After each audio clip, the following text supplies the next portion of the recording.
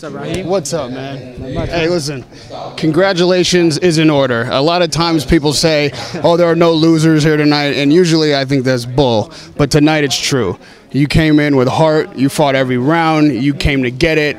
And, you know, it was a pleasure to watch, and I'm glad that you put that show on for all the fans that are tuning in for the first time to boxing. So congratulations on that note. Thank you. I'm glad you enjoyed it.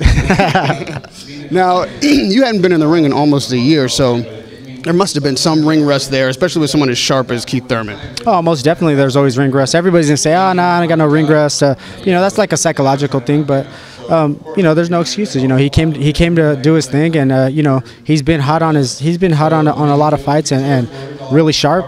But you know what? I got to keep on trucking through, stay sharp, and you know, stay more active. Did you feel his power early in the fight, and did that make you adjust, or did you feel like it was the kind of power you could walk through and just keep with your game plan? You know, I did feel his power early, but the game plan was to come and, you know, do some boxing. Get on my toes, do some boxing, work behind the jab, you know, try to get him to come forward. But he didn't want to come forward, and, you know, he was just picking and poking and moving. And, you know, he was on his game, though. He was on his game. He was on point. He did what he had to do. And, you know, that's why I had to switch it up and start putting the pressure. You know, you took shots that would put down most fighters, good fighters.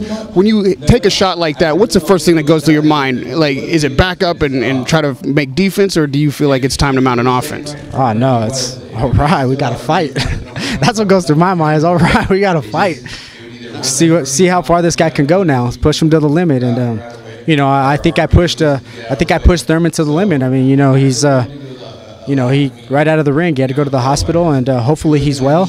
You know, his head was swelling up pretty bad, but you know, that's what I was going to come do, push him to the limit and see how far he could go. But you know, he boxed very well, and you know, he got the win.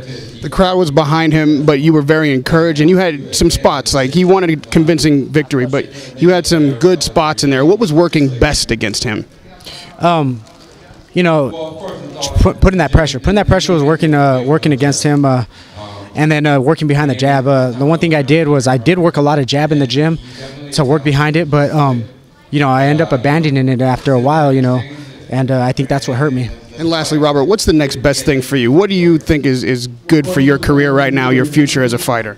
Take a little time off and spend time with my family, and then, you know, get back on it. Get back on it, and you know, capitalize on this fight. You know, the fans love it, and you know, like you said, you know, I gained a lot of fans, and they love the type of fights that I fight, and man, I think I won the hearts of America tonight. Welcome to the big stage, Ghost. Radio Raheem with the Ghost, Robert Guerrero, candidate for Fight of the Year, man. Good job.